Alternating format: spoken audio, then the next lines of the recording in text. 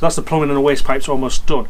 Now the waste pipes are all going to end up to this position here, the waste tank itself. It's an 80 litre waste tank, and I want to be wrapping it up with this stuff. I'm now done, just to keep the frost away from the tank itself. So now I've got the tank all wrapped up. I've got some materials here where I can make a cradle for that tank to sit underneath the van.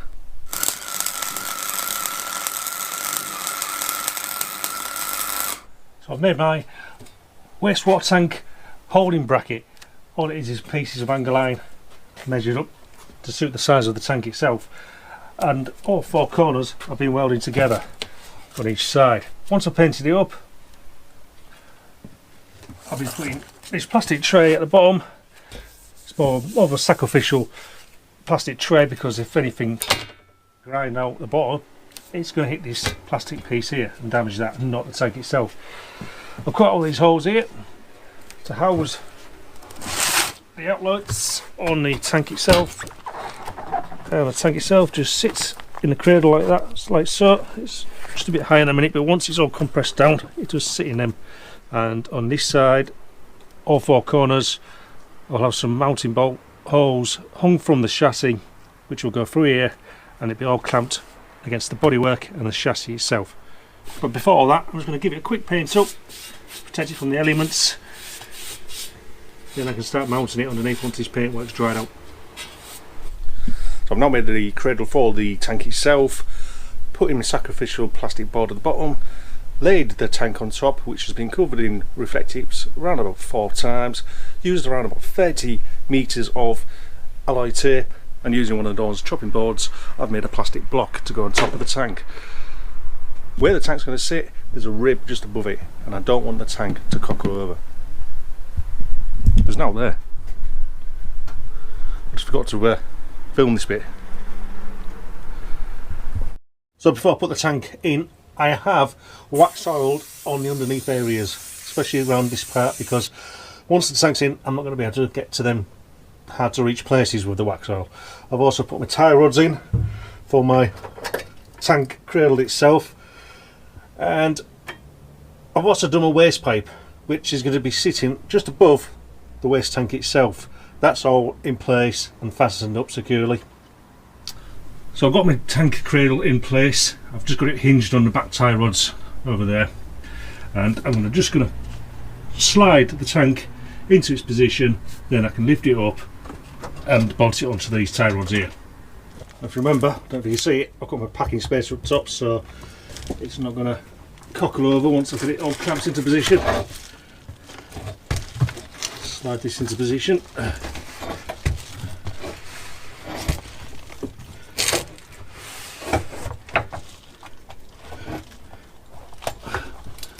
Make sure it's sat in the tray of the cradle itself,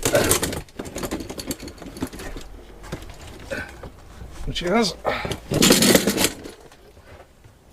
which is a case of lifting up the front end.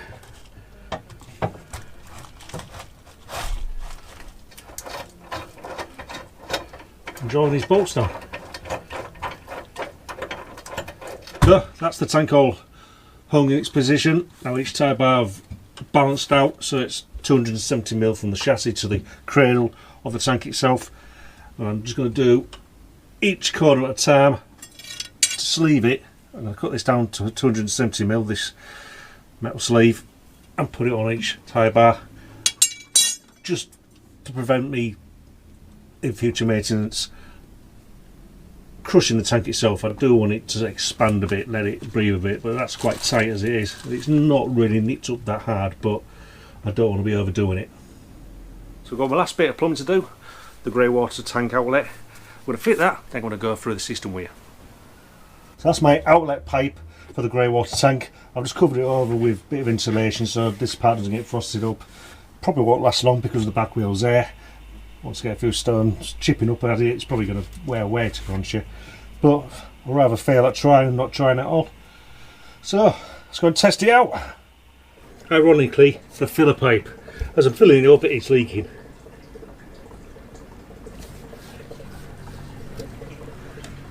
Just there. Bloody hell. This pipe is a brand new pipe, so it should be leaking, so at least it's in an easy place. And I've got a little bit of a leak here on the connection here, which was half expected because I've used the wrong Jubilee clip. I only had one of these in my garage, so I'll have to go out and get some more of these, the wide type of Jubilee clip, which are better for this ribbed stuff. I think it's the same on the filler point as well. I think that's why that's leaking. I think it's dripping down the hose. I don't think it's the hose itself. So now I've fitted all of my plumbing, I can test out the system. Now I've just temporarily wired up my pump, I've topped up the tank, and I'm ready to go. This might spurt out a bit of air, which it has done. It's still doing.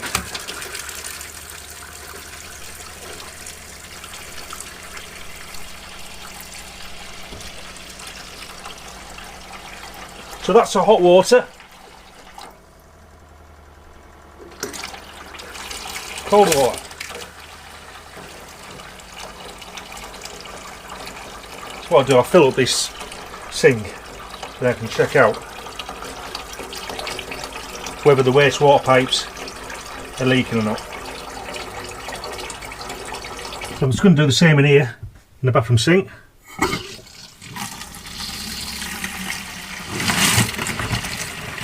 Fill this one up.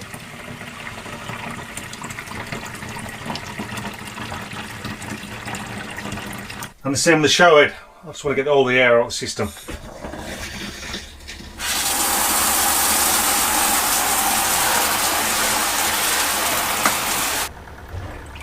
Pull the plug out.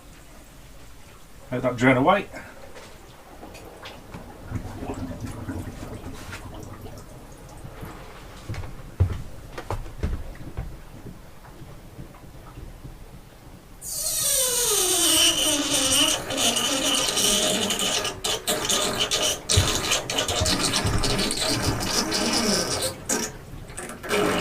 The satisfying gargle.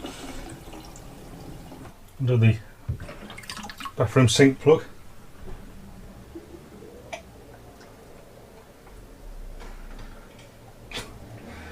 Still coming through. Bastard.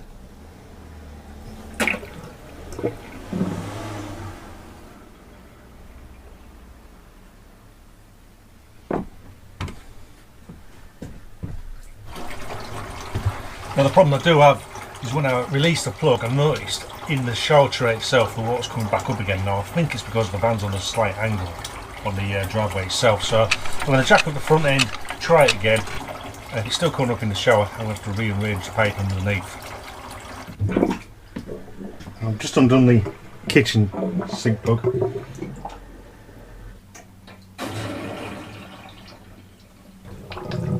No, still doing it. I think it's going to be something I'm going to have to live with. Unless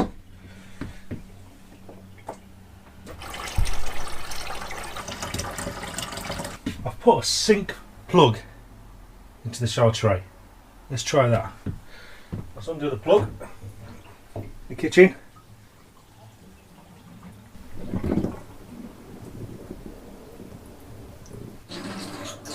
So that solves that problem. Great. So I can release the wastewater. And I've got some drainage down the bottom of the driveway, so that water will go down into the driveway gully.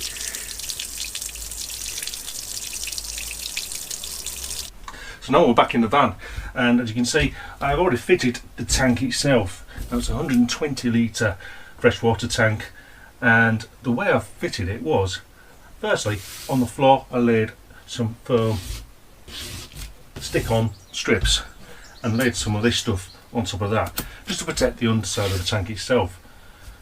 After that I'm using two ratchet straps. Now they're rated to 800 kilograms. Now it's only going to be 120 kilogram weight here, but it's going to keep it in place. Now the way I have anchored these ratchet straps on all four corners of this tank is using a metal bracket from B&Q. I think it's had about 6 screws in each one, long screws, which go into the floor, which is around about 20 mil. Now underneath the floor there is some supports I've managed to screw into as well, so that's pretty much secured and that's not going anywhere. Now just at the front of the tank I've placed a batten and I've just put a foam strip in the front of it, and that's just to stop it going forwards and backwards as we're in motion. On the top we have a 40mm filler pipe which goes into the top of the tank itself. This pipe here is the breather pipe, because obviously what you've got to put in with water, the air's got to come out. And just below the breather pipe I do have a bit of a primitive water level gauge, and I can see what the level is on this plastic clear pipe here. In the future I will have some kind of electronic indicator for both tanks, but for now that will do. Just down here I've got an insulation tap so I can turn the water on and off from the tank itself. So behind the 120 litre freshwater tank, the pipework carries on to the smart flow water pump itself. Now I'm using 12mm food graded water hoses. These were mostly salvaged from the caravan itself, and all I'm doing is sliding the plastic hose over the connection and using Jubilee clips to fasten them in place. Just down here I've made a connection, and I do plan to put a gauze filter in there, but it hasn't turned up. I'm still waiting for that. So from the gauze filter, the pipework carries on onto the low pressure side of the smart flow water pump, where it's pumped out on the high pressure side up to this accumulator. It's to give a better flow water whilst it's under pressure, so when the pump's pumping it's not pulsating as it comes out the tap. So from the accumulator, the cold water supply goes into this Truma Ultra Store boiler, where it holds around about 10 litres of water, and after a while, once it's warmed up, hot water can come up the top here and go on throughout the van itself. Now you probably can't see this off camera. On the cold water side, and the way I can drain the tank itself, I've got a winter tap there, so I can drain the water off during the winter, so it's got no water in there, so it doesn't freeze up. Probably alright in here because I've got 50mm of insulation in the van. So this pipework carries on the hot water side and the cold water side, and behind the fridge is a T-piece connection on each pipe. Now they branch off to the shower itself, and the pipework carries on underneath the shower, the wheel arch housing goes through there. Then it carries on through the garage, where I've tied it back on the back end of the wall, bulkhead wall for the garage, and it goes into the near side wheel arch housing as well. Now that T-piece is off again, so it provides a supply of water to the bathroom sink. From the bathroom sink it carries on through the bulkhead wall of the bathroom, and it terminates at the kitchen sink itself. And from a wastewater pipe I'll be using 28mm diameter wastewater pipe, and it's quite simple stuff, just pushes in together, interconnectors like that. I have an elbow, T-piece or straight piece connector, and you don't really need to glue these into position. I have done in a few places, but majority of it is just pushed together and it won't come apart. So starting from the kitchen sink, that waste piping is obviously fitted to the bottom end of this sink here. It carries on through the kitchen unit itself on a straight angle. Then it goes through a series of elbow bends and gradually makes its way down to the bathroom bulkhead wall. Now it goes through the bathroom bulkhead wall and carries on through the wheel arch housing underneath the bathroom sink itself. It T-pieces off in the bathroom sink, and that's to provide the waste outlet for the bathroom sink itself. So from the T-piece in the bathroom itself, it carries on through the bedroom bulkhead wall, meets up to a 90-degree elbow joint and goes straight through the floor of the van. Now on the other side of the floor of the van, it runs along the bottom of the floor, runs just above the wastewater tank, comes out the other side, meets up with the Y connection for the shower waste, and that's all connected up to the grey water tank itself. So whilst I was showing you all that, I went through the waste piping and the freshwater piping, and I found new leaks.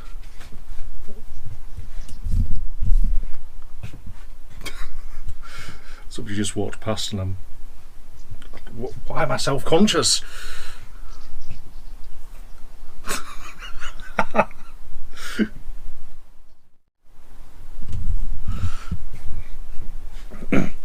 So whilst I was going through with all that with you, I went through all my waste piping and my freshwater side piping, and I found no leaks at all, so that's great news. Also, my spare time, I built this. The sofa, which now houses the freshwater tank and the Truma water boiler. Now I can get access via taking these cushions off and lifting up the panel underneath. Yeah, they're going to need recovering again. They do look a bit caravanish, but that will be into next year. I might actually dye them a different colour. See how that goes. But for now, thanks for watching. I'll see you next time. Some white killer, I'm a murder.